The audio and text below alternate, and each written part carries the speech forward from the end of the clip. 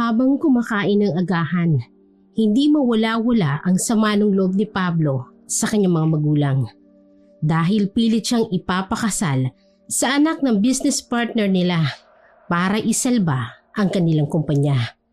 Nalulugi na kasi ang negosyo ng kanyang ama, kung kaya't ito na lamang ang naisipang gawin ng kanyang mga magulang. 22 anyos na si Pablo, lumaking mayaman, may sariling sasakyan, nabibili ang lahat ng gusto, pero hindi ang kalayaan. Nakapagtapos siya ng college at gusto niya sana magtrabaho, pero dahil sa pera, hindi siya pinayagan ng mga magulang na maging independent. Dahil ang rason ng mga ito, buhay pa naman sila at kaya nilang buhayin siya. Sir Pablo, malilate na ho kayo sa meeting ninyo. Ayokong pumunta. Ayokong magpakasal sa isang babae na hindi ko naman gusto. Baka po magtalo na naman kayo ng mga magulang mo. Iyon, kung maaabutan nila ako dito. Anong ibig niyong sabihin? Uuwi ako ng probinsya. Doon kay Lola Zay. Doon muna ako. Ayoko na dito sa bahay. Paano ho kayo makakaalis dito? Baka po magsumbong ang mga security sa mga magulang mo, sir. I don't care. If they forcefully take me there, then Lola Zay will protect me. Ay, sige ho. Ako na hoong bahala rito sa mga security. Okay. Thank you, Yaya Piring. Don't worry. I will increase your salary. Kaagad na umakyat si Pablo sa kanilang kwarto at iniligpit ang mga gamit. Tinawag naman ni Yaya Piring ang driver ng tatay ng kaibigan ni Pablo at sinabi rito ang pakay ng binata. Sa unay umayaw ang driver, ngunit nang malaman na tataasan ni Pablo ang sahod nito, ay kaagad itong sumang-ayon. Pagkatapos magligpit, kaagad na bumaba si Pablo at nag-iwan ng sulat sa mesa para sa kanyang mga magulang. Nakasaad doon ang mga hinaing niya kaya umalis siya sa kanila. Pagkatapos ay lumabas na siya ng bahay. Sa likod siya dumaan para hindi mapansin ng mga security ang kanyang dalang mga gamit. Mahigpit pa naman ang security sa bahay nila dahil ang utos ng kanyang mga magulang ay huwag siyang palalabasin ng may mga dalang gamit. Sumama na rin si Yaya Piring para mapagtakban ng binata sa gagawing pagtakas. Tiwala naman ng mga magulang ni Pablo dahil ito lamang ang nagtagal na katulong sa kanila. Ligtas naman silang nakalabas dahil nakita naman ng mga security na kasama ni Pablo ang kanilang yaya. Ihahatid lamang siya nito sa terminal ng bus. Nang makarating siya sa probinsya, ay nakaabang na ang sundo niyang ipinadala ng kanyang lola sa terminal. Pagkarating sa bahay ng kanyang lola, ay kaagad siya nitong sinalubong. Maraming salamat sa Diyos. Ikaw ay nakarating ng ligtas dito, Apo. Hi, Lola. Come inside. Magpahinga ka. Alam kong pagod ka galing sa biyahe. Am I right? Yes, Lola. I see. By the way, ipinaluto ko ang paborito mong pagkain. Favorite food? Yes, Apo. Ang adobong kangkong. Oh, you're right, Lola. I'm sorry. I forgot my favorite food. Huwag kang mag-alala, Apo. Nauunawaan ko. Naging masaya naman si Pablo dahil kahit kailan ay hindi nagbago ang trato ng matanda sa kanya. Lola's boy si Pablo, simula pa noong bata siya. Ang lolo niyang nag-alaga sa kanya dahil ang kanyang mga magulang ay abala sa bagong business nila noon, kaya mas malapit talaga siya sa matanda. Sa buong buhay niya, ang kanyang lola ang nakakaalam ng paborito niyang pagkain, inumin at kung saan siya allergic, kung saan ang gusto niyang tambayan at iba pa. Pagkatapos kumain, nagboluntaryong maghugas ng plato si Pablo pero pinigilan siya ng matanda. Dahil sa katulong na lang daw nila ito ipapagawa. Pero dahil gustong matuto ni Pablo sa mga gawaing bahay, pinilit niya ang kanyang lola na siya na lamang ang maghuhugas ng plato. Wala namang magawang matanda sa kagustuhan ng kanyang apo. Ginawa ito ni Pablo upang maging isang independent na binata na matutong tumayo sa kanyang sariling mga paa. Pablo, apo, pagkatapos mo dyan magpahinga ka na. Yes, Lola. Don't worry. I can still rest since 8 a.m. pa lang naman po ng umaga. Okay, maiwan na muna kita rito. Kapag may kailangan ka, sabihin mo na lang sa mga katulong. Tumango-tango naman ang binata at ipinagpatuloy ng paghuhugas ng pinggan. Kinakabahan si Pablo sa desisyon na ginawa niya. Dahil alam niya kung papaano magalit ang kanyang mga magulang, lalong-lalo na ang kanyang ama. Pagkatapos maghugas ng plato, ay umakyat na ito sa ikatlong palapag upang magpahinga sa kanyang dating kwarto. Nang makaakyat siya, ay sakto namang tumunog ang kanyang cellphone.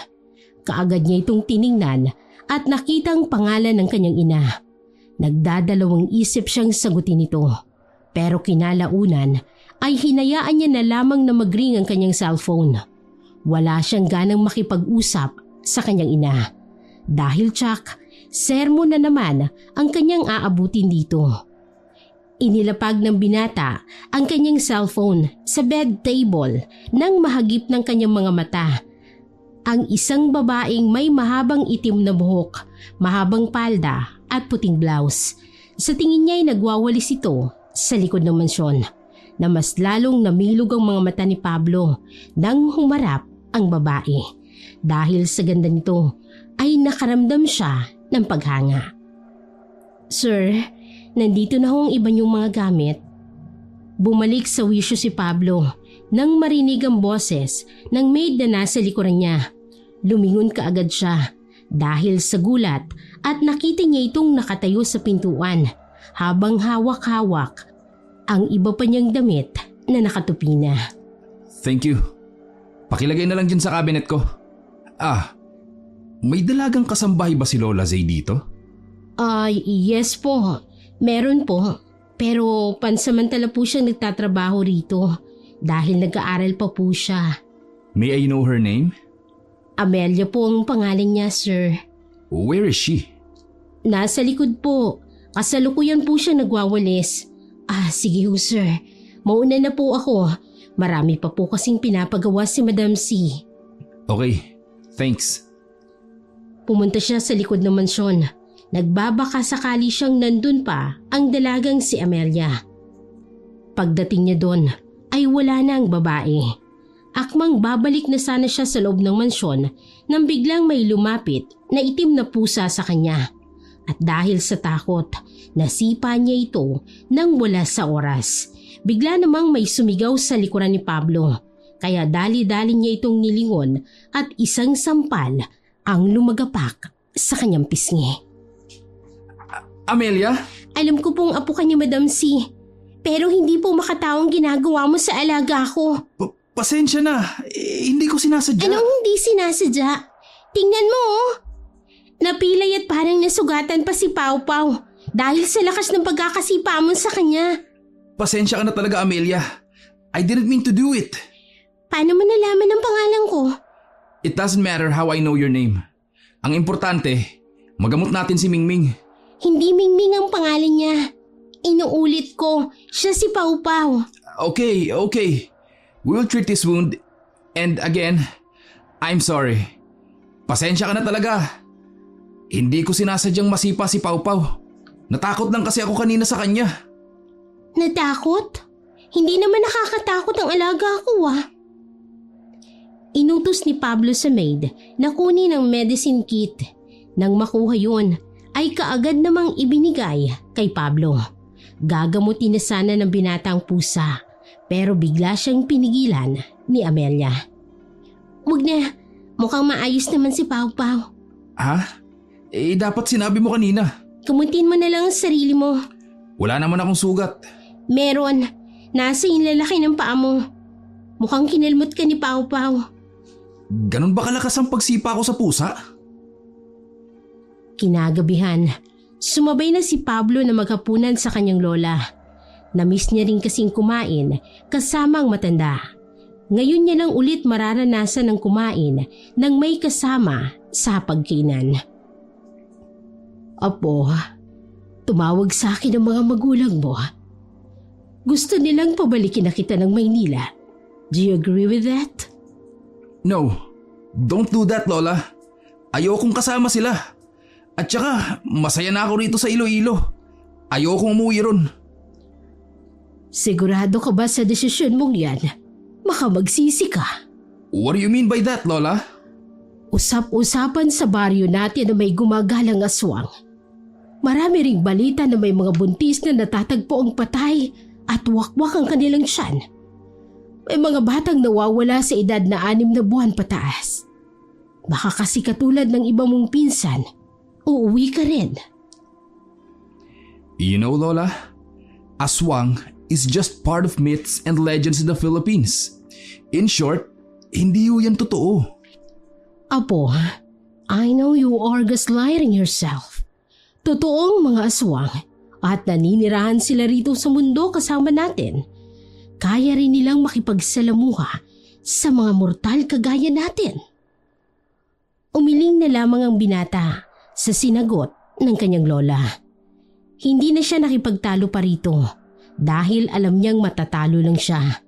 Maraming alam ang kanyang lola patungkol sa mga aswang, engkanto, maligno at iba pang lamang lupa dahil dating albularyo ang kanyang lolo Roger. Ngunit kahit ganun ay hindi pa rin siya naniniwala sa mga aswang unless siya mismong makasaksi at makakita nito. Apo, bukas na bukas sasama ka sa akin. Where, Lola? Sa bukid natin, kakamustahin lang natin ang mga magsasaka natin doon. At dadalhan ko na rin sila ng pagkain. Tsak na nagugutom na sila pagdating natin. Noted po. Pagkatapos kumain, ang katulong nila ang inutusan ni Lola na maghugas ng plato dahil alam niyang kailangan pa ng maraming pahinga ni Pablo. Kaagad namang umakyat ang binata sa kanyang kwarto upang maglaro ng online mobile games. Habang abala sa paglalaro, isang pagaspas na animoy galing sa malaking pakpak ang narinig ni Pablo sa labas ng kanyang kwarto. Hindi niya yun pinansin dahil ang buong akala niya ay nanggagaling lamang yon sa puno. Ngunit habang tumatagal, sunod-sunod ang alulong ng mga aso sa labas ng mansyon. Kinutuban si Pablo kung kaya tinapos niya muna ang laro at kaagad na sumilip sa bintana. Wala naman siyang nakita maliban sa 2 aso na tahol ng tahol habang nakatingin sa itaas ng bubungan. Lumipat naman si Pablo sa kabilang bintana kung saan makikita ang gate ng mansyon. Wala naman siyang nakita maliban sa isang anino na nanggaling sa itaas ng bubungan. Lumipad ito na animoy tinakpan ang maliwanag na buwan. Kitang-kita ng 2 mga mata ni Pablo. Ang anino ay isang pakpak na maihahalin tulad mo sa pakpak ng paniki. Pero malaki nga lang.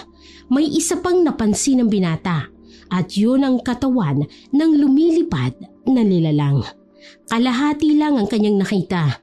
Hindi mawari ni Pablo kung anong klaseng nilalang ang nasa itaas ng bubungan ng kanyang kwarto dahil anino lang ang kanyang nakikita. Kung kaya't dali-dali niyang isinarado ang kurtina ng pintana at napagdesisyonang matulog na lamang dahil baka dala lamang yun ng antok at pagod. Kinabukasan, nagising si Pablo sa ingay na nagmumula sa labas. Kaagad siyang bumangon at sumilip sa bintana. Nakita niya mga taong pumipila at ang iba'y nagpapahinga sa kanilang bakuran. Binibigyan din ng mga ito ng pagkain ng kanilang mga katulong. Kaya dahil sa pagtataka, inayos niyang sarili at saka bumaba para makiusisa. Oh, Apo, mabuti't gising ka na. Hindi na ako pumunta sa bukid dahil biglang sumakit ang likod ko. Kaya sila na lang ang pinapunta ko rito. Lola, what are you doing here? Pinagpapahinga ko lang muna sila at pinapakain. Mamaya pagkatapos nilang magtrabaho, ibibigay ko na ang kanilang sahod. Habang abala ang kanyang lola sa pakikipag-usap sa mga magsasaka, nang bigla na lamang lumabas si Amelia. Bit-bit ang isang tray na may lamang juice at sandwich. Saka masaya itong ibinahagi sa mga tao. Napangiti naman si Pablo nang masilayan ang magagandang ngiti ni Amelia. Hindi niya alam na kanina pa siya napapansin ng kanyang lola. Apo, alam ko ang mga ngiting yan. You're thinking wrong again, Lola Z. Huwag ka nang mag-deny, Pablo. Kilala kita mula pagkabata mo. Naaalala mo pa ba si Ana? Yung first love at first crush mo? Lola, it's been a long time, you know. Hindi yun ang punto ko, Apo. Ano po? Yung mga ngiti mo, pangalawang beses ko nang nakita yan. Every time you fall in love. Hindi na nakaimik pa si Pablo dahil kilalang kilala pa rin talaga siya ng kanyang lola. Nagpaalam na lamang ang binata na pumasok ng mansyon upang kumuha ng sandwich at saka juice para makakain na rin. Habang nasa kusina at gumagawa ng sandwich, sakto namang pumasok si Amelia at napatakip ng ilong nang makitang naghihiwa ng bawang si Pablo. Kaagad namang naramdaman ng binata ang presensya ng dalaga, kaya nilingon niya ito at inalok ng sandwich. Umiling na lamang ang dalaga at dumiretso sa likod ng kusina. Sinundan siya ni Pablo habang hawak-hawak pa rin ang kutsilyo at may dinikdik na bawang sa talim nito. Sumilip siya sa kinaroroonan ni Amelia at doon niya nakitang humihingal ito na para bang hinihika. Kaya dahil sa pag-aalala, kaagad niya itong nilapitan. Amelia, are you okay? Napansin naman ni Pablo na nagulat si Amelia nang nakatingin yon sa kutsilyo na hawak niya. Kaya wala siyang nagawa kung hindi ang ilapag na lang yon at inalalaya ng dalaga. Pero ganoon na lamang ang pagkagulat ni Pablo nang itulak siya ng malakas ni Amelia. Pasensya na ho kayo. Dali-dali siyang iniwan ng dalaga at pumasok kaagad ng kusina para ipagpatuloy ang ginagawa. Nagtaka naman si Pablo sa ikinikilos ni Amelia. Pero nakuha naman kaagad yon dahil napagtanto niyang hindi pa pala siya lubusang kilala ni Amelia. Apo, ayos lang ba kayo ni Amelia dito? Yes, Lola. We are okay. Why? Wala naman. Nung sinundan kasi kita, sakto namang lumabas si Amelia galing dito. At nakita ko ang mukha niya. Namumulang kanyang mga mata at parang naluluha. Umiiwas din siya ng tingin sa akin, pero nagawa niya pang umiti. It's kind of weird, Lola. Maybe she's allergic in garlic. Anong ibig mong sabihin? Kanina kasi, Lola, while I'm making my sandwich, saktong pumasok din siya rito. Naghihiwa na ako ng bawang that time and I saw her in my back. Nakatakip ng kanyang ilong. Yeah. Baka nga tama ka. Saglit lang, kakausapin ko lang muna siya. Sumang-ayon naman si Pablo at ipinagpatuloy ang pagkain ng sandwich. Habang kumakain, nagulat naman siya nang biglang tumunog ang kanyang cellphone. Kaagad niya yung sinagot. Maswerte dahil si Yaya Piring lang ang tumatawag. Ngunit nang marinig ang mga hinaing ng Yaya, kaagad niyang pinatay ang tawag at inilagay sa airplane mode para hindi na makatanggap ng tawag mula sa kanyang mga ito. Lumabas kaagad siya ng kusina nang may maisip na gawin. Umakyat siya ng kanyang kwarto, naligo at nagbihis bago bumaba. Sakto namang katatapos lang mag-usap ni Lola C at ni Amelia, kaya tamang-tama ang timing ni Pablo. Lola, may I have a favor? Ano yun na po? Gusto ko po kasi maglibot-libot dito sa lugar nyo at puntahan ng bukid na pagmamayari nyo. Gusto ko lang po kasi mag-unwind. I see. Kung yan ang gusto mo, siyempre ibibigay ko. Amelia, pwede mo bang samahan ng mahal kong apo? Sure po, wala pong problema. Salamat iha. Napangiti naman ang palihim ang binata nang malamang si Amelia ang sasama sa kanya. Bago sila iniwan ng kanyang lola, kinindatan siya nito, hudyat na alam na ng kanyang lola ang gustong mangyari ni Pablo. Saan mo ba gustong pumunta? Di sa puso mo. Wala akong gana makipagbiroan sa iyo, sir. Kailan ka ba gaganahan nang maabangan ko? Wala. Wala sa bokabularyo kong tumanggap ng biro. Galing sa hindi ko masyadong kilala. Ganon. Sige. Ako si Pablo. Don't call me sir again or else I'll make you mad until you cry. Sir, kung gusto niyo pong mang-asar, wag po ako. Nandito lang ako para samahan kayong gumala kung saan niyo gusto. Hindi ang maging laruan mo. Natawa naman si Pablo nang malaman na may pagkamasungit na ugali pala si Amelia. Sinundan niya ang dalaga at kalaunan ay sabay na silang lumabas ng mansyon. Una nilang pinuntahan ang dating bahay ng mga kaibigan ni Pablo para yayain ang mga ito na gumala. Ngunit bigo silang kumbinsi ng mga ito dahil lahat ng yon ay may kanya-kanya ng mga pamilya. Paano ba yan? Wala akong makakasamang maligo sa ilog. Okay po, sir. Alam mo ikaw, napakasungit mo. Ako na nga ito nag-a-adjust kahit ang katulad kong pogi hindi dapat nag-ahabol. Hindi ko kayo inutusan na kausapin ako at hindi ko rin kayo inutusan na maghabol sa akin. Talaga lang Ang cute mo pala sa malapitan, ano? Tara na nga, bilisan mo po para makalagpas na tayo sa mga tsismosang yan. Tiningnan naman ng binata ang itinuturo ng mga mata ni Amelia. 3 mga ali ang nagkukumpulan na para bang may pinag-uusapan ng mga ito. Nang dumaan sila sa harapan ng 3 ali. Ngunit hindi sila nito tinantanan ng masamang tingin, lalo na kay Amelia. Anong problema ng mga yun? Wala. Bakit ang sama ng tingin sa'yo? May nagawa ka ba? Hindi siya pinansin ni Amelia at mas binilisan pa ng dalaga ang paglalakad. Kaya hinabol ito ni Pablo at hinawakan sa braso ang dalaga. Nagulat naman si Amelia sa ginawa ni Pablo. Oh, I'm sorry. Okay lang. Tell me, ano ba yung problema nila sa'yo? Ipinagkakalat nilang aswang ako dahil sa bata akong mukha at mahaba akong mga buhok. Batang mukha? Sakto naman yung mukha mo Bakit? Nakakahiya mang aminin pero 41 anyos na ako. Hindi ko nga alam kung bakit hindi ako tumatanda. I'm sorry if I ask you a question like that. But if ako ang tatanungin mo, I don't believe to those people na nagsasawing aswang ka. Bakit? Dahil hindi ako naniniwala sa mga aswang.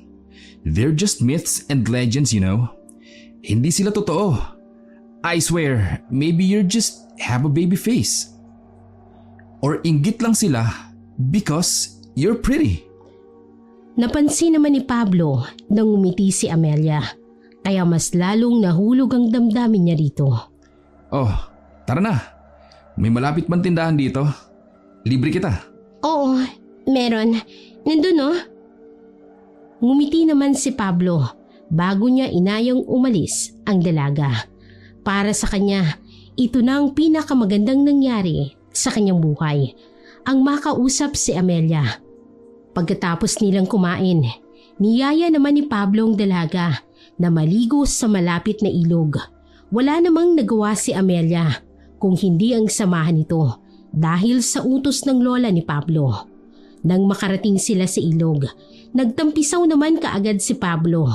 Hindi niya niyaya si Amelia dahil baka mailang ang dalaga kung sabay silang maliligo sa ilog. Habang masayang naliligo si Pablo, napatingin siya sa itaas ng ilog dahil may kakaiba siyang naramdaman. Pagtama ng mga mata niya ron ay sakto ring biglang umalis ang lalaking kanina pa nakatayo at nagmamasid sa kanilang ginagawa. Amelia, nakita mo yun? Sino? Yung lalaki sa itaas. Kanina pa yata nagmamasid sa ginagawa natin. Baka naman napadaan lang. Napansin naman ni Pablo ang pag-iwas ng tingin ni Amelia. Kaya hinayaan niya na lamang ang nakita. Pagkatapos maligo, umuwi na kaagad ang dalawa dahil basa si Pablo at niwala man lang silang dalang tuwalya o pamunas dito. Habang tumatakbo pa uwi, hindi na malaya ng dalaga na may batong nakausli. Kaya naman natapilok siya ron. Kaagad naman siyang binalikan ni Pablo at dali-daling inalalayan upang makatayo. Ipinagpag ng dalagang kanyang tuhod at doon nakita ni Pablo ang sugat mula sa pagkakadapa nito. May sugat ka? Hayaan mo nilang, gagamutin ko na lang yan mamaya pag uwi ko. Hindi. Ako na ang gagamot sa'yo. Tara na, malapit naman tayo sa mansyon. Pagkarating nila sa mansyon ay pinaupo kaagad ni Pablo si Amelia sa sofa at kinuha ang medicine kit sa kadali-daling ginamot ang sugat sa tuhod ng dalaga. Amelia, can I ask you a question? Ano ho yun? If you don't mind, kailan ang birthday mo? Nasabi ko na sa'yo kanina. 41 na ako. Parang anak na lang kita sa edad nating dalawa, sir. Okay. Tapos ko nang gamutin ang sugat mo. Salamat ho. Drop the po and ho. From now on, we're friends na, okay? Pero, hindi ba magagalit si Madam C? No, you're my friend. And wala na siyang magagawa dun. Kinagabihan, pinasabay na ni Pablo si Amelia na kumain sa kanila kasama ang kanyang lola si.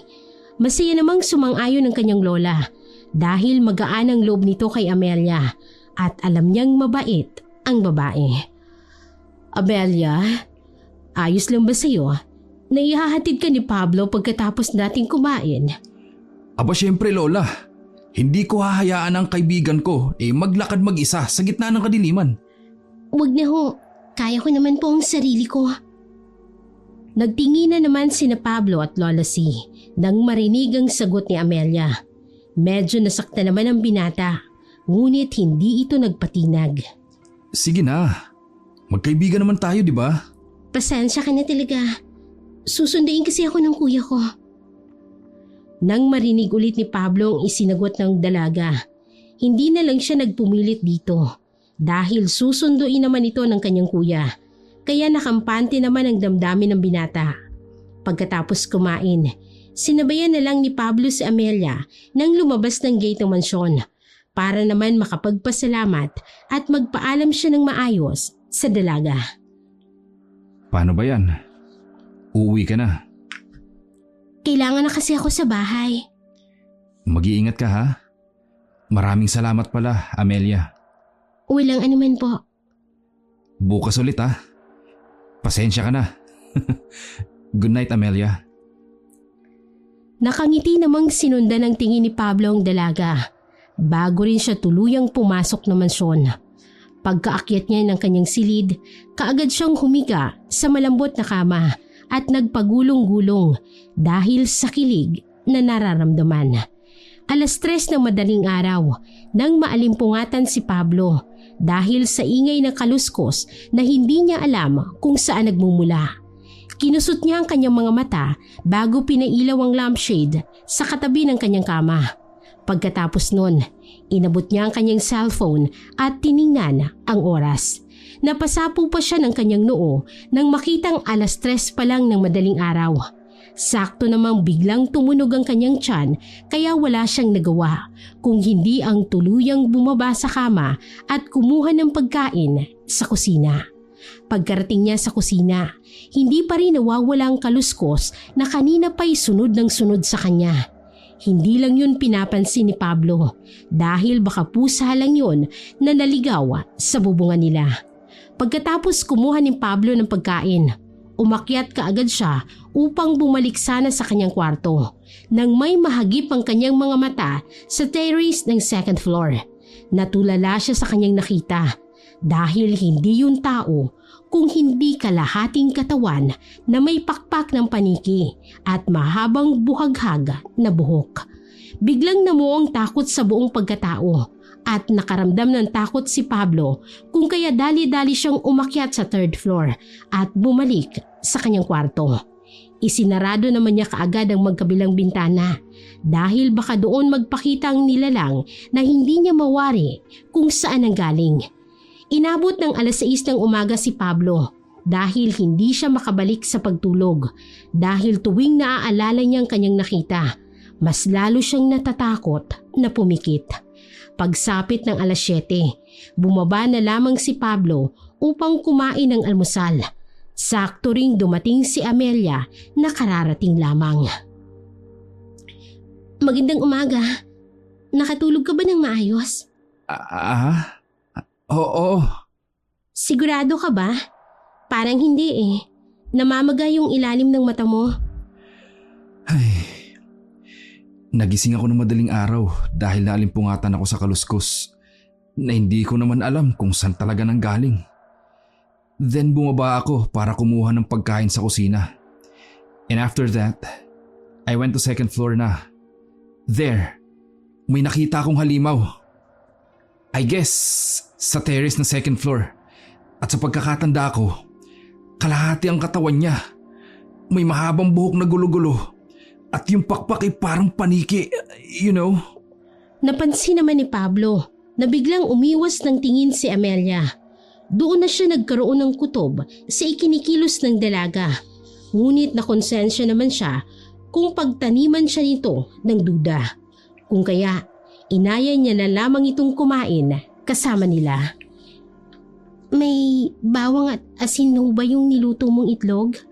Bawang? Asin oo, meron. Why? Napakunot noon naman si Pablo nang marahang itinulak ni Amelia ang platong may lamang itlog. Why? You don't like the food? Ayoko lang kasi ng may asin sa pagkain.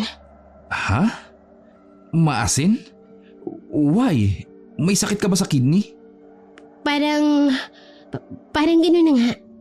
May allergy din ako sa bawang, sibuyas, paminta at iba pa. Oh, I see. Sige. Ipapaluto na lang kita ng walang asin. Kaagad namang inutusan ni Pablo ang isa sa mga tagaluto nila na ipagluto ng ulam si Amelia na walang halong iba-ibang panimpla. Pagkatapos lutuin, inilapag naman yun ng cook sa lamesa para makakain si Amelia. Tinolang isda na lamang ang iniluto ng matanda para sa babae.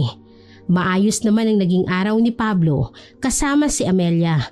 Yun nga lang, nagtataka pa rin siya sa ikinikilos ng dalaga. At dahil nga hindi siya naniniwala sa mga aswang, hindi pumasok sa isipan niya na aswang si Amelia. Amelia, sa 2 araw na magkasama tayo, hindi mo ako pinasyal sa bahay niyo. Pasensya ka na ha. Ayoko lang kasi may pumapasyal sa bahay. Tsaka nakakahiya rin. Ang pangit ng bahay namin. Magulo, masikip tsaka madumi. Well, it's not a big deal for me, okay? As long as ma-meet ko ang parents mo, okay na ako. Baka hindi mo magustuhan ng ugali nila. Bakit? Masama ba ugali nila? Alam mo kasi, si tatay na lang at ang kuya kong natitirang nag-aalaga at nagpoprotekta sa akin. Iniwan kasi kami ni mama ng walang sinasabing rason. Oh, I get it. Kaya masama ugali ng papa mo kasi ikaw lang ang babae sa kanila and they protect you. Oo. Kaya sana huwag mong masamain. Oh, don't worry. Kaya ko namang harapin ang tatay at kuya mo eh. Matapang kaya ako. At saka magkaibigan pa lang naman tayo ah. Palang? May bala ka bang higitan pa yon? Secret. Dali na. Gusto ko lang naman makilala ang tatay at kuya mo eh. Dalin mo na ako sa inyo. Sige na please. Baka kasi... Ay, sige na nga. Kaagad naman silang gumayak papunta sa bahay ni Amelia. Medyo may kalayuan ito sa mansyon at masyadong liblib ang lugar dahil dadaanan ang loob ng kagubatan bago makarating sa bahay nila. Napansin ni Pablo na walang kapitbahay sina Amelia. Wala ring mga iba't ibang pananim sa kanilang bakuran maliban sa patatas. Wala rin silang gate at mga pader na nagpuprotekta sa bahay nila. Halika, pumasok tayo sa loob. Inakay si Pablo ng dalaga. Pagpasok niya sa loob ng bahay, isang malansang amoy ang kaagad na sumalubong sa kanya. Para bang nabubulok na karne ang amoy nun. Pasensya ka na sa amoy ha. Hindi pa kasi tapos si tatay na magkatay ng karne ng baboy. Ayos lang. Bigla namang lumabas ang isang lalaki sa isang silid. May dala-dala itong kutsilyo na may bahid ng dugo. Nakasuot ng apron na halos puno na rin ng dugo at dagdagan pa ang itsura nito na para bang ilang gabi nang hindi natutulog dahil sa itim na pumapalibot sa ibaba ng kanyang mga mata. Si Kuya Harold pala. Kuya, si Pablo. Apo ni Madam Sina, amo ko. Sige, maupo muna kayo. Nagtaka naman si Pablo dahil walang kaimo-emosyon ang kuya ni Amelia. Sunod namang lumabas ang tatay nito. May daladalang paa ng baboy na kung titingnan mo ay nangingitim na. Si Tatay Joe pala. Tatay, si Pablo, yung kinikwento kong bagong dating na apo ni Madam C. Maligayang pagdating pala. Binigyan si Pablo ng magandang ngiti ng matanda. Kaya nagtaka siya dahil base sa kwento ni Amelia sa kanya ay hindi mabait ang tatay nito. Ngunit parang kabaliktaran ang nangyari. Mabait ang pinakita ng ama ni Amelia sa kanya. Magandang umaga ho pala sa inyo. Akong kaibigan ni Amelia. Galing sa Maynila. Nako, mabuti naman at napasyal ka rito sa bahay namin. Pasensya ka na sa amoy ha. Kumakatay kasi kami ng baboy para sa customer namin. Ayos lang ho. Gusto mo bang kumain? May ulam pa kami dito. Hindi. Hindi na ho, tay. Kumain na po kami bago kami umalis at pumunta dito. Ganun ba? Inumin. Siguro naman nauuhaw kayo sa pagpunta nyo rito. Ang layo pa naman ng bahay namin. Oh, tay. Saglit lang, ha? Kukuha ko kayo ng mainom. Napansin ni Pablo na napakagat ng labi si Amelia na para bang pinipigilan niyang tatay nito na bigyan siya ng kahit anong pagkain at inumin. Ipinagsawalang bahala lamang yun ni Pablo dahil wala naman siyang dapat ikaduda sapagkat mabait naman ang pakikitungo ng tatay ni Amelia sa kanya. Eto, pasensya ka na sir. Wala kaming malamig. Ayos lang ho. Akmang iinumin na ni Pablo ang tubig nang bigla itong inagaw ni Amelia. Nagulat naman si Pablo dahil ininom kaagad ito ng dalaga. Amelia, hindi magandang pinakita mo ha? Pasensya na po. Kaagad na umalis ang dalaga. Napakunot noon naman si Pablo. Nagpaalam siya sa ama ni Amelia na susundan ang anak nito. Kaagad naman na sumang-ayon ng matanda. Sinundan ni Pablo si Amelia na papalabas at isinama siya nito sa malaking puno na nasa likuran ng bahay ni Amelia. Amelia? Hey! Ano bang problema mo? Makinig ka sa akin. Huwag na huwag mong tatanggapin ang kahit anong ibibigay ni tatay at kuya. Mapapagkain man yan o inumin. Naiintindihan mo ba ako? Nagulat si Pablo sa sinabi ni Amelia. Nanlilisik itong nakatingin kay Pablo at baka sa mukha ng babae ang takot. Bigla namang nanlabo ang paningin ni Pablo, kaya ipinikit niya na lamang yun. Pero bigla na lamang nagpakita ang halimaw na kagaya ng nakita niya kapag madaling araw. Iminulat kaagad ni Pablo ang kanyang mga mata.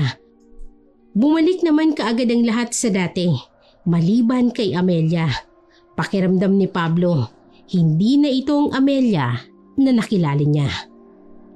Anong nangyayari sa'yo? Wala. Basta tatandaan mo ang mga biling ko sa'yo. Tumango-tango naman si Pablo bago siya iniwan ng dalaga. Nagtaka pa ang binata sa ikinikilos ni Amelia ngayon. Tila ba may kakaiba at hindi maipaliwanag ng binata. Pagbalik nila sa loob, wala na ang malansang amoy. Tay, kuya, mauna na ho kami. O anak, bakit naman? Hindi ba muna kayo kakain? Masarap pa naman itong niluto ng kuya mo. Tay, hindi na. Sir Pablo, tara na ho. Kaagad siyang hinatak ng dalaga palabas ng bahay nito. Nagtataka na talaga si Pablo sa nangyayari dahil parang inilalayo siya ng dalaga sa tatay at sa kuya nito. Amelia, can you just tell me kung ano ba talagang problema mo? Kahit sabihin ko pa sa'yo, alam kong hindi mo pa rin maiintindihan. Maiintindihan? Ang alin? Basta, halika, sumama ka na lang sa akin. Pupunta tayo sa libingan ni Ate Alma.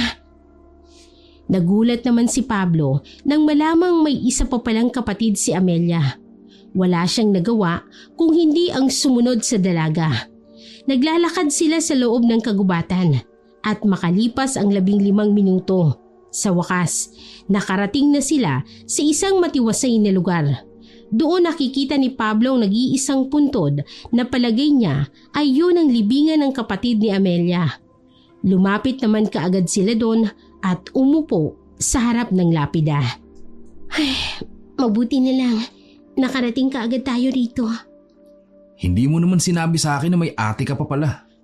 Hindi ko na talaga sinabi dahil matagal na naman siyang patay. Ang gaganda naman ng mga pangalan nyo. Siya si Alma at ikaw naman si Amelia. What's wrong? Napabuntong hininga ka. Yung kanina, sorry pala ha. Wala yun. Ano ka ba? Hindi ka ba nagtataka kung bakit ako nagkakaganon? Well, nagtataka syempre. Kasi bigla ka na lang naggaganon eh. Ano nga bang dahilan? Kung sasabihin ko ba ang totoo, maniniwala ka. Hindi mo ako lalayuan. Bakit naman kita lalayuan? Kaibigan kaya kita. Isa akong aswang, Pablo. Kaya hindi kita pinayagang inumin ang binigay ni tatay. Dahil alam kong may halo yun. Para maging kasapi ka namin. Gusto kanyang mayanggaw. Aswang? Alam mong hindi ako naniniwala sa aswang, di ba? Kaya nga Kaya nga nagdadalawang isip ako kanina na aminin sa'yo. Dahil hindi ka naniniwala sa aswang. Mahihirapan kang intindihin. You're joking. Kung gusto mong layuan ako, hindi mo naman kailangang gumawa-gawa ng kwento. Pablo, sa maikling panahon na nagkasama tayo at nagkakilala, alam kong ikaw ang pagkakatiwalaan kong tao at wala akong planong layuan ka dahil ikaw ang una kong naging kaibigan. Tumayo si Pablo at ipinagpag ang kanyang pantalon para tanggalin ang mga dumi. Tiningnan na lamang si Amelia bago ito iniwan. Hindi niya kasi alam kung ano ang magiging reaksyon niya at kung maniniwala ba siya sa sinasabi ng dalaga. Dahil sa buong buhay niya, hindi siya naniniwala sa aswang. At kung totoo man na aswang si Amelia, hindi niya pa rin alam kung ano ang gagawin at kung paano tatanggapin ang kaibigan. Pagka-uwi niya ay sinalubong siya ng isang kasambahay ng kanyang lola. Sinabi nito na pinuntahan ng matanda ang bukid nila upang tingnan ang nangyari. May natagpo ang kasing bangkay ng buntis sa bukid ng kanyang lola. Wakwak daw ang tiyan nito habang ang kawawang sanggol ay nasa tabi lamang ng buntis. Dali-dali namang pumunta si Pablo sa pinangyarihan. Maraming tao ang nagkukumpulan doon kaya kaagad na hinanap niya ang kanyang lola. Lola Zay? Apo, finally you're here. Lola? What happened here? May nabiktima na naman ang aswang dito. Pero ang ipinagtataka namin, bakit parang kinuha lang ang sanggol sa sinapupunan nito at hindi naman kinain? Baka hindi aswang ang may gawa niyan, Lola. Apo, May mga bakas ng matutulis na kuko ng aswang ang iniwan sa biktima. Meron din sa lupa ng bukid kung saan natagpuan ang bangkay.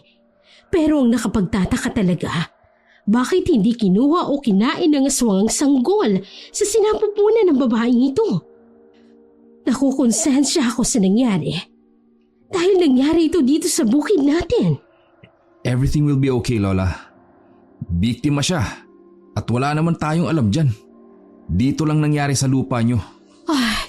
Tama nga naman.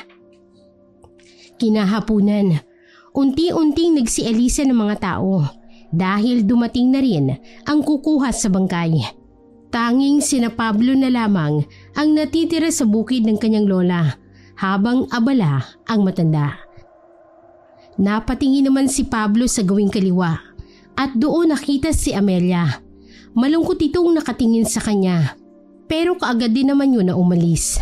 Napabuntong hininga na lamang si Pablo.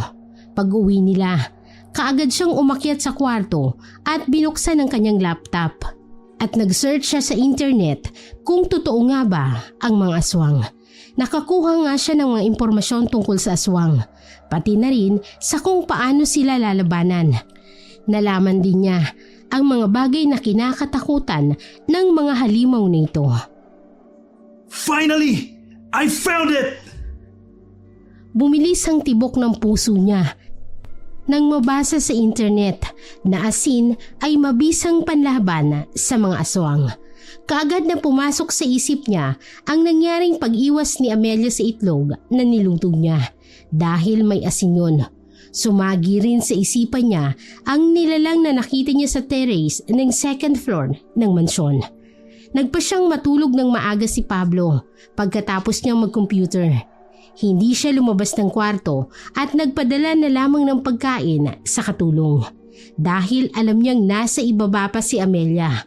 Bigla siyang nailang sa dalaga nang aminin nito ang buo nitong pagkatao. 3:30 ng maalimpungatan na naman si Pablo dahil sa kaluskos. Nang mapagtanto niyang inaaswang na naman siya, dali-dali niyang kinuha ang cactus na tanim niya sa may bintana. Yun lang ang sandatang meron siya dahil ang asin ay nasa kusina pa. Dali-dali siyang bumaba at dahang-dahang naglakad papunta sa terrace ng second floor. Doon niya gustong abangan ang aswang at nais pa itong sundan. Nagtago siya sa malaking kurtina at maya-maya pa doon bumaba ang aswang. Nakataliko dito kaya hindi niya maaninag ang tunay na itsura ng aswang. Ngunit sa kabila nun, naagaw ang pansin ni Pablo sa suot-suot ng manananggal na ito. Hindi siya nagkakamali. Ito ang puting blouse na suot ni Amelia nung una niya itong makita. Nilinis niya muna ang utak tungkol kay Amelia at dahang-dahang bumaba sa first floor upang sundan ang manananggal. Pagbaba niya, sakto ring lumipad ang manananggal papalayo sa mansyon. Sinundan niya ito, hindi kinuha ang tingin sa itaas kung nasaan ito lumilipad. Hindi rin siya nakita sapagkat palihim lang siyang sumusunod dito. Pumasok sa isang masukal na gubat si Pablo at dahil madilim na, niwala man lang siyang flashlight na dala. Tiniis niya ang mga tinik ng halaman o kahoy na tumatama sa balat niya. Ilang minuto siyang naglakad at panay iwas sa mga matinik na kahoy hanggang sa dalhin siya ng kanyang mga paa sa isang pamilyal na lugar. Ang lugar kung saan nakatirik ang puntod ng ate ni Amelia. Nang marinig ni Pablo ang paparating, dali-dali siyang nagtago sa isang malaki at matabang puno. Nakiramdam siya hanggang sa tumahimik ang buong paligid. Sumilip siya ng konti upang makita ang nangyari doon.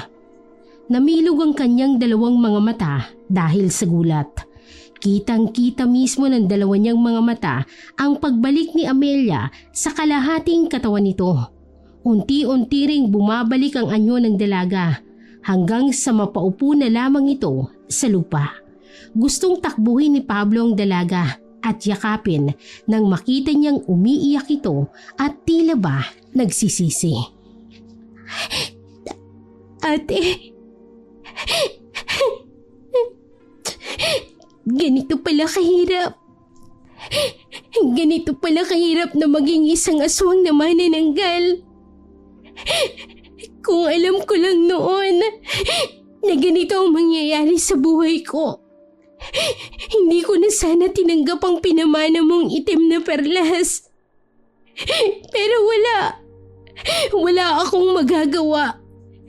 Dahil para makapagpahinga ka na, kailangan kong isakripisyo ang buhay ko.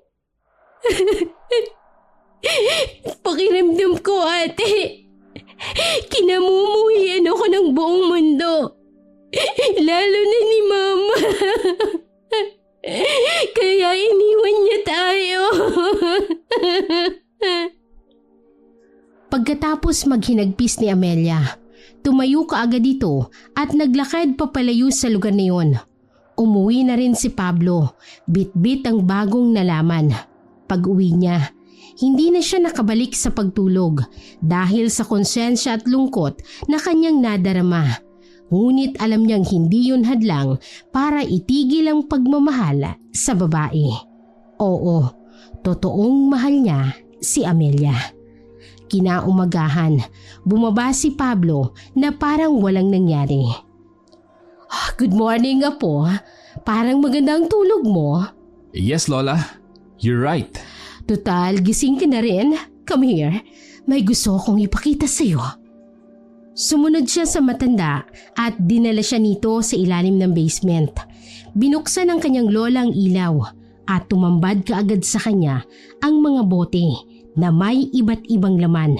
May mahabang upuan din doon at isang malaking libro na nakapatong sa maliit na lamesa. Maupo ka. If I'm not mistaken, these are Lola Rogers' faith healing items, aren't they? Tama ka. So, what's your purpose to show this to me? Nakita kita kanina ang 3:00 na madaling araw. Sinundan mo ang manananggal na nagbabantay dito sa mansyon natin. Nagbabantay? What? So you know this Lola Zay? Ay, asa po. At kilala ko rin kung sino siya. She's Amelia? Am I right? Si Amelia ay 41 years old at loyal siya sa akin. Pero it doesn't mean that I already hate her for what she is. Just tell me the truth, Lola. Siya ba ang pumapatay sa mga kababayan natin dito? No.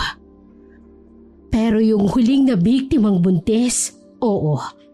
Nang mapansin kong hindi kinain ng aswang ang sanggol sa sinapupunan ng babaeng yon, si Amelia kaagad ang pumasok sa utak ko.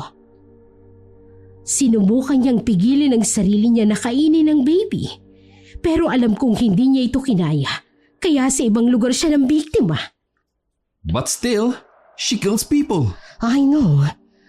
Alam mo kasi, Apo, once na ang bagong aswang ay nakatikim ng karne ng tao, hahanap-hanapin niya ito. Kahit anong pigil niya sa kanyang sarili, hindi niya kaya. I don't care. Halimaw pa rin sa Amelia. Aren't she? Huwag mong sabihin sa akin, kinamumuhian mo si Amelia.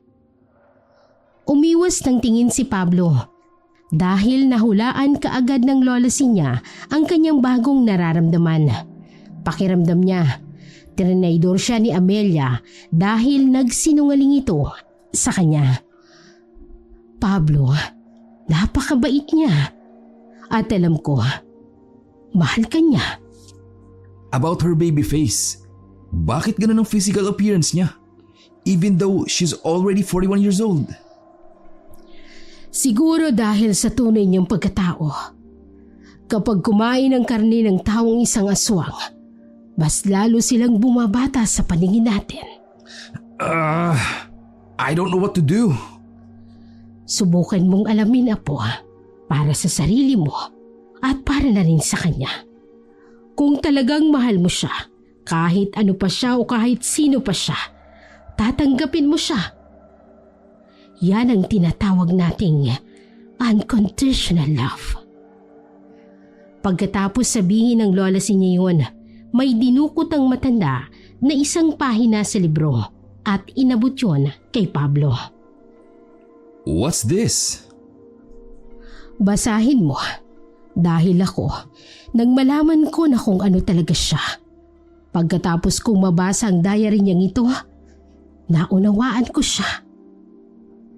Iniwan siya ng matanda kasama ang maliit na journal notebook na ibinigay sa kanya.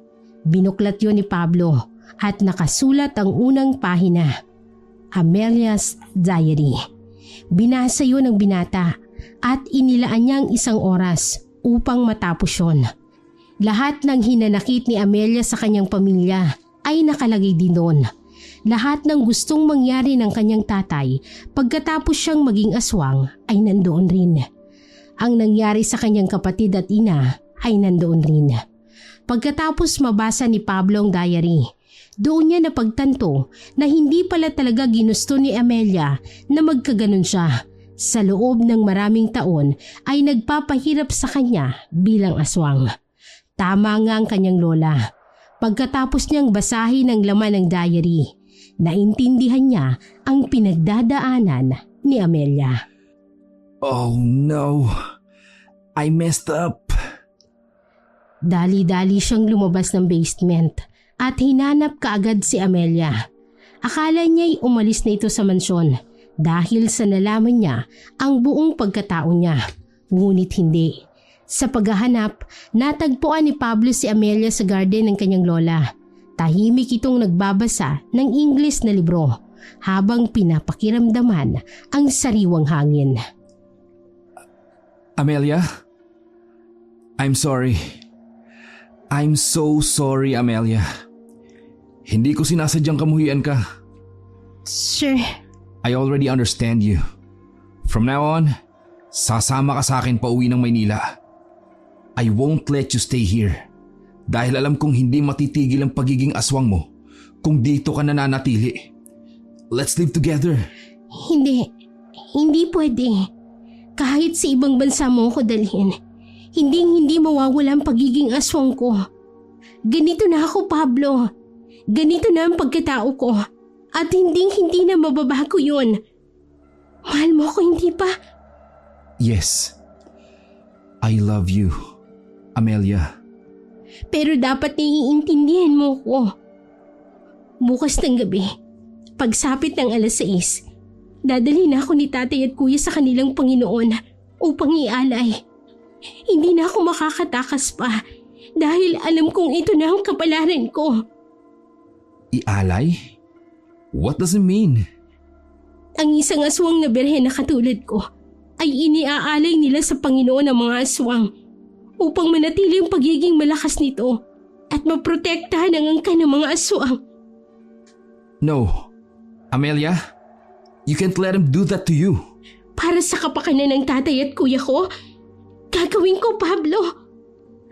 Pasensya ka na.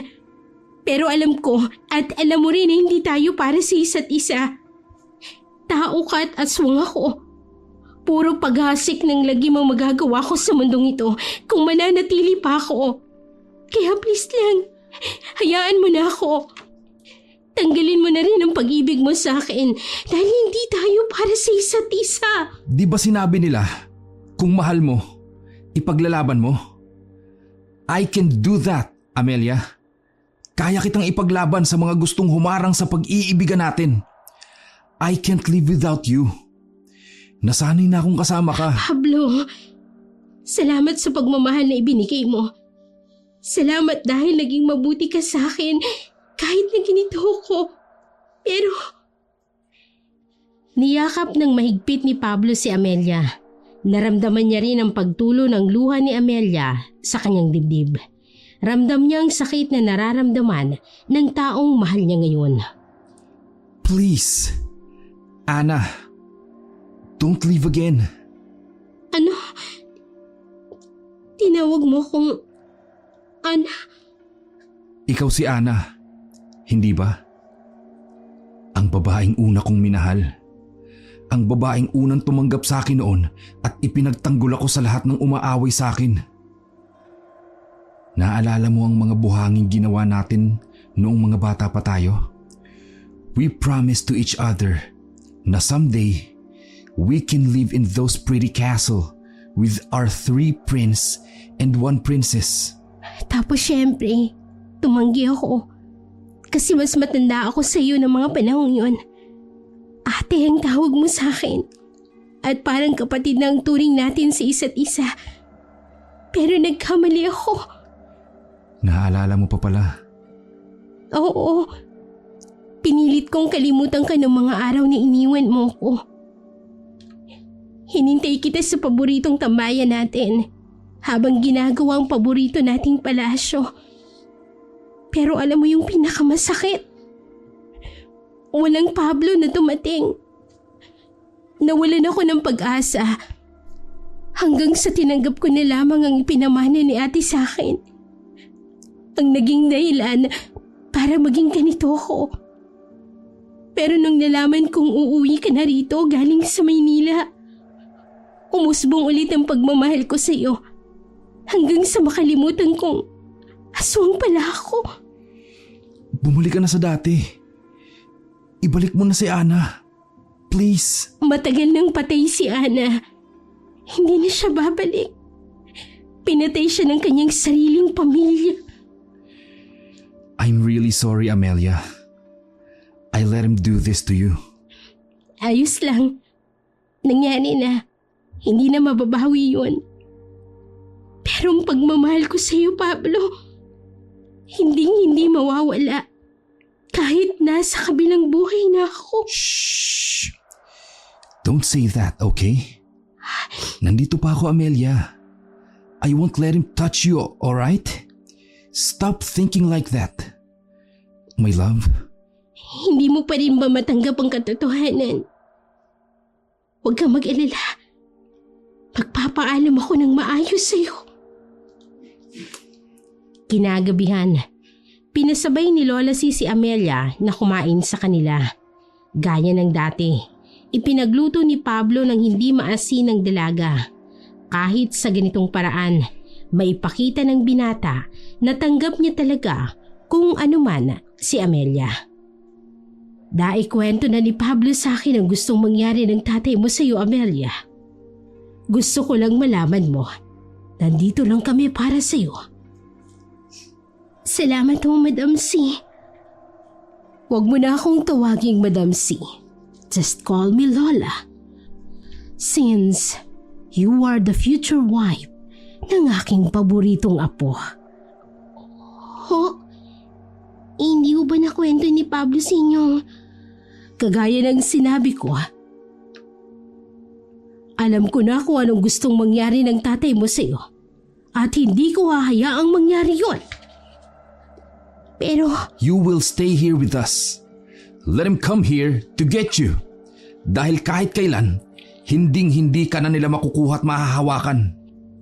hindi maaari ang gusto niyong mangyari. Papatayin nila sila tatay at kuya kung mangyayari yun. Di ba ang sabi mo, matagal nang pinatay ng pamilya niya si Ana? Then bakit ayaw mong ipagiganti si Ana? Wake up, Amelia! Matapos sabihin ni Pablo ang mga katagang yun, napansin naman ng binata ang pagbabago ng emosyon sa mukha ni Amelia. Naging kalmado lang ito at ipinagpatuloy ang pagkain. Pagkatapos nilang kumain, inihanda ni Lola siyang lahat ng kagamitan ng kanyang yumaong asawa. Ito raw ang kanilang gagamitin para tulungan si Amelia. Sigurado ho ba kayo sa desisyon niyo? Kahit kailan, hinding-hindi ko binabawi ang desisyon ko, Amelia. Mahal kita, kaya ako ginagawa ito. Pablo, palagi mong tatandaan ang habiling ko. Naiintindihan mo? Dalhin mo si Amelia sa albularyong itinuro ko. Doon gagamutin siya nito at tatanggalin ang pagiging aswang. Huwag kang mawala ng pag-asa. Buhay ang Diyos at ipagdarasal ko rin kayo. Maraming salamat po, Lola. Pagkatapos nilang maghanda, gumayak na sila upang pumunta sa albularyong sinasabi ng kanyang lola, kundi ang kapatid ng kanyang lolo Roger. 10:00 ng gabi nang makarating sila sa tirahan ng naturang albularyo. Pagkarating ay pinaupo nito si Amelia at kaagad na kinuha ang mga gamit. Ang panggamot sa isang aswang ay isa lamang itim na itlog ng manok at isang Latin na ritual. Sinimula na ng matanda ang panggagamot kay Amelia. Inutusan si Pablo na itali ang dalaga dahil masyadong mahirap gamutin ang matagal ng aswang. Baka magwala pa ito habang ginagamot nila. Don't worry, Amelia. Magiging maayos rin ang lahat. Maligtas ka lang. Mahusay na albularyo ang lolo ko. Maraming salamat, Pablo. Huwag ka mag-alala. Lalaban ako para sa iyo. Ngumiti ang dalaga, kaya niyakap ito ni Pablo. Maya-maya pa, isinarado na ng matanda ang pintuan ng bahay niya. Sinimulan niya na ang pagsasalita ng ritual ng nasa Latin. Habang nag-uusal ang albularyo, unti-unti namang nagpupumiglas si Amelia. Nakaramdam na kasi ito ng sakit na para bang may kumakawala sa loob ng kanyang katawan. Pagkatapos ng ritual ng albularyo, may kinuha itong malaking bote na may malagkit na laman at ipinahid yon kay Amelia. Sumigaw naman ang dalaga dahil sa sakit. Napansin naman ni Pablo na may butas sa bandang kilikili si Amelia. Sabi ng albularyong gumagamot dito, doon daw lumalabas ang lanang ipinapahid ng babae upang mahati ang kanyang katawan. Unti-unting nawawala ang butas na yon at kasabay ng paghiyaw niya ng malakas dahil sa sakit na nararamdaman. Napaluha naman si Pablo habang nakatingin kay Amelia. Hindi niya lubos maisip na magkakaganito ang babaeng kanyang iniwan noon. Nagsisisigaw si Amelia sa sakit at gustong kumawala sa tali. Umusal ulit ng ritual ang albularyo, saka pinainom kay Amelia ang itlog. Matagumpay namang nalunok ng dalaga yun, ngunit maya-maya pa ay nagsuka na ito ng itim na likido. Mabahong amoy ang lumalabas at ikinaatrasyon ni Pablo. Nanlaki ang mga mata niya dahil hindi makapaniwala na nangyayari pala talaga ito sa totoong buhay at sa personal niya itong nasasaksihan. Isang oras na nagsusuka si Amelia ng itim na likido na may kasama pang maliliit na piraso na tila laman na sobrang kulay itim. Maya-maya pa ay nailabas ni Amelia ang itim na perlas na ipinamana sa kanya ng kanyang kapatid. Matapos ang pagsusuka nito, kaagad na nahimatay sa kinauupuan. Inutusan ng albularyo si Pablo na tanggalin ang pagkakatali ni Amelia at ihiga sa upuan upang mabigyan niya ito ng lunas para sa panghihina ng katawan. Sinabi ng albularyo na kailangan malagpasan ni Amelia ang pagsubok na yun dahil kung hindi ay baka bawian ito ng buhay. Mahirap daw alisin ang pagiging aswang lalo pat kumapit na ito sa kanyang katawan. At ang tanging si Amelia na lang ang makakasalba sa kanyang sarili. Matapos ang ilang sandaling paghihintay ni Pablo na magkamalay ang dalaga ay nagmulat na rin ito ng mga mata. Amelia! Finally! You're free! Salamat! Salamat! Kinabukasan, maagang umalis ang dalawa dahil nakaipon na ng lakas si Amelia. Inabutan naman ni Pablo ang matanda ng pera, ngunit malugod itong tumanggi dahil wala raw sa bokabularyo nito ang magpabayad dahil isa itong kasalanan sa kanila. Maraming salamat ho sa inyo. Ilang oras ang inilaan nilang dalawa para sa biyahe. Kung kaya't mag-aalauna ng hapon nang sila'y makarating sa mansyon. Nakangiti naman silang sinalubong ng matanda. Finally! Nakabalik kayo ng ligtas! Maraming salamat po sa inyo, Lola. Ngayon, magaling na si Amelia. Kailangan niya pa ng maraming pahinga para tuluyang mabawing kanyang lakas. Tamang-tama. Sa kwarto mo na lang muna siya papagpahingahin dahil mas tahimik doon at makakatulog siya ng maayos. Salamat po sa lahat ng tulong ninyo, ha? Naudlot naman ang pag-uusap nilang tatlo nang biglang nagsisigaw ang isang katulong ni Lola C. Tinatawag nito ang kanyang amo. Dali-dali namang pinuntahan ni Pablo ang katulong na nagsisisigaw.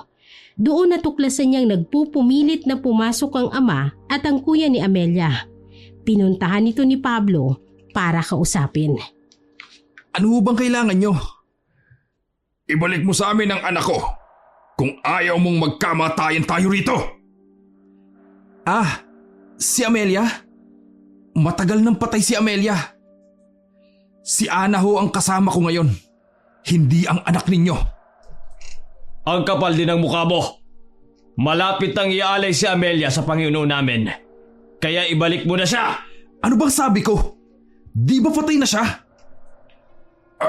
Anong ginawa mo sa anak ko? Ipinagamot ko si Amelia at sa wakas, natanggal na ang pagiging aswang niya. Napakahayop nyo! Napakawalang kwentang ama't kapatid sa kanya! Ay, oo nga pala.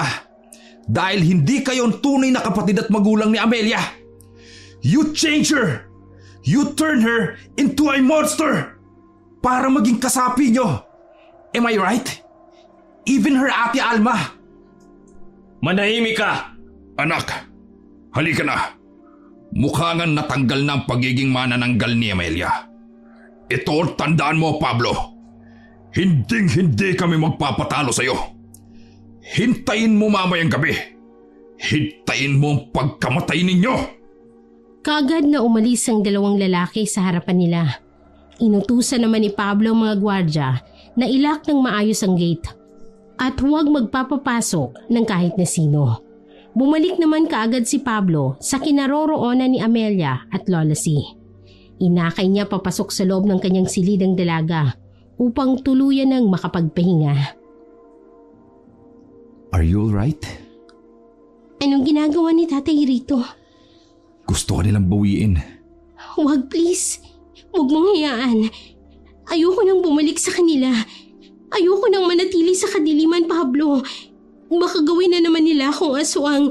Iaalay nila ako. Ayoko. Stop crying, okay? I won't let him touch you. I'm always here to protect you. Lola Z, bukas na bukas, babalik na po kami ni Amelia sa Maynila. Apo, you can't. What do you mean, we can't? Yes, we can, Lola. We will escape here. Apo, hindi mo sila matatakasan. Ikaw ang punterya nila. Matapos mong sinabing harap-harapan sa kanila na ginamot mo si Amelia, baka mamayang gabi, aatake na sila rito. Lola, what the heck are you thinking? Tapos na, okay? Wala nang aswang. Tama si Lola si Pablo. Nang marinig ko ang pinag-uusapan niyo, alam kong may hindi magandang gagawin sina tatay at kuya. Kahit na hindi na ako aswang, babawiin at babawiin pa rin nila ako. Dahil kailangan nila ang dugo ko. Kailangan nila ang dugo ng isang birhen. They can find another woman who's virgin, di ba? Oh no, Apo. Si Amelia ang nakatakda simulat sa pool. Pero giniba mo ito. That's why galit na galit sila sa iyo. Doon lamang natakot si Pablo. Nang mapagtantong pati ang kanyang lola ay nagsasabi ng totoo.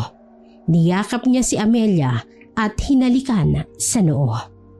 Don't worry. Everything will be alright. Kaya ko silang labanan. Natatakot ako para sa iyo, Pablo. Mahal kita at ayokong mawala ka ulit sa akin. Hindi ko hahayaang mangyari yan sa'yo. Di ba? We promised to each other na we will build a beautiful castle. Tutuparin ko yun someday. Sumapit ang 4:00 ng hapon. Naghanda si Pablo ng mga kagamitan pangontra sa mga aswang. Dahil kung aatake anumang oras ang mga halimaw, may ipanlalaban siya rito. Pinauwi niya rin ang ibang kasambahay at tauhan sa mansyon. Dahil gusto niyang magtuo silang 3 lang at walang madadamay pang inosente. Kinagabihan, taimtim na nagdadasal si Lola C. Samantalang si Amelia naman ay nagpapahinga katabi ni Pablo. Nasa sala silang 3 at nag-aabang sa mangyayaring hudyat na may aswang na.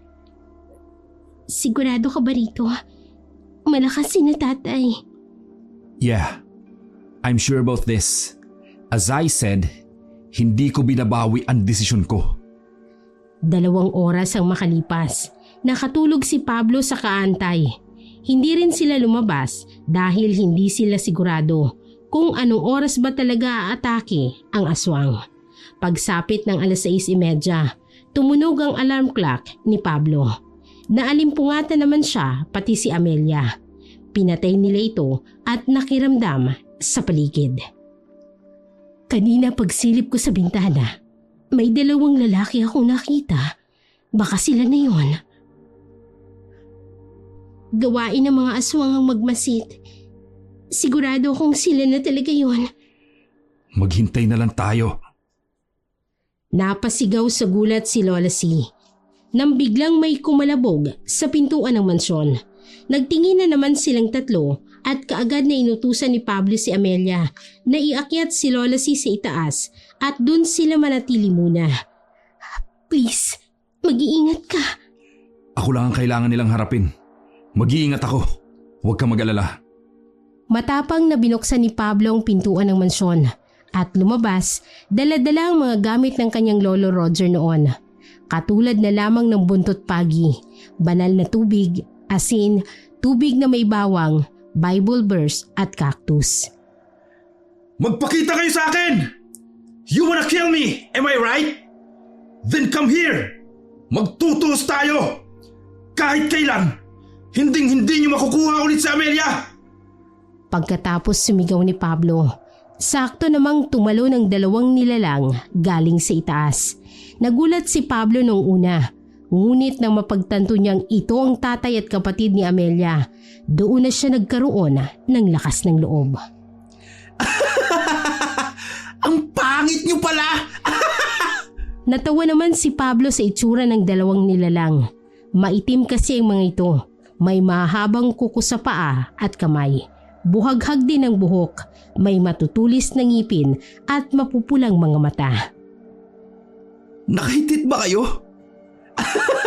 Ano? Good items? Meron pa ako rito. Bigla namang umusok ang ilong ni Joe nang asarin siya ni Pablo. Dahil sa inis, tinakbo at sinugod niya ito, ngunit pinaghahampas lang siya ni Pablo gamit ang buntot pagi. Oh, come on! Lumaban kayo! Mga dirty aswang!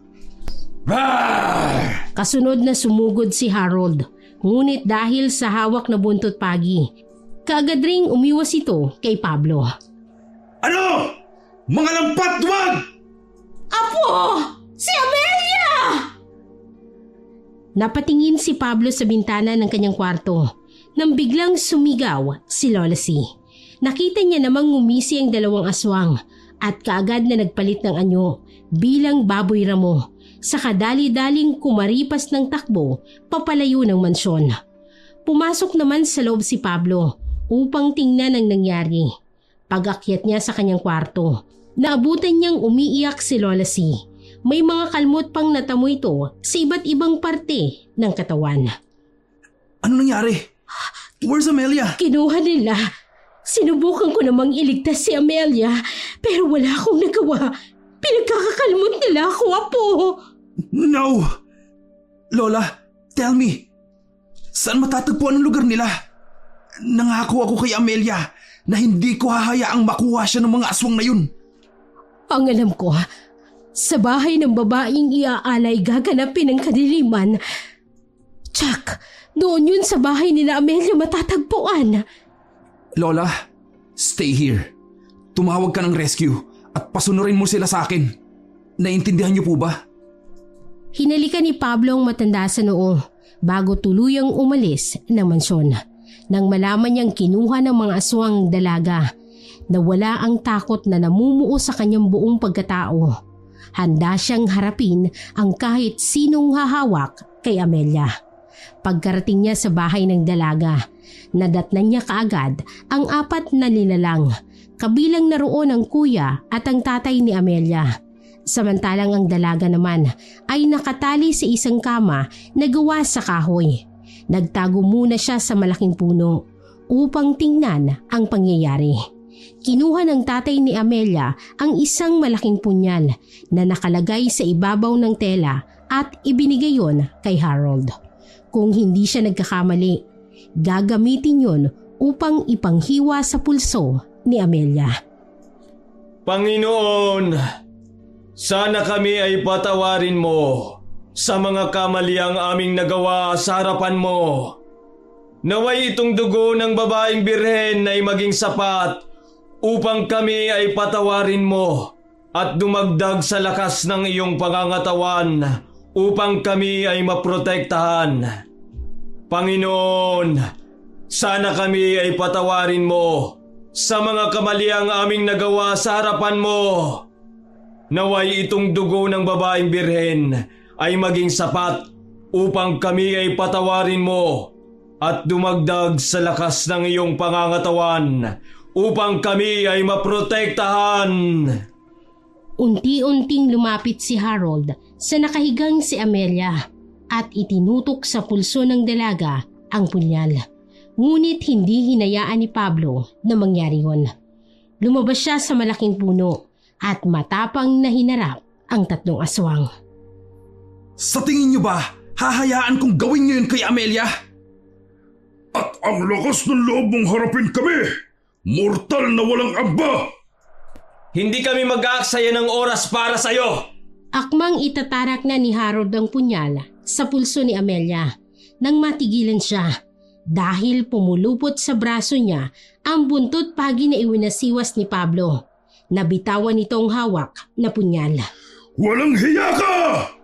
Sinugod ni Joe si Pablo, ngunit gaya ng ginawa niya kanina kay Harold, hinagupit niya rin ito ng buntot pagi.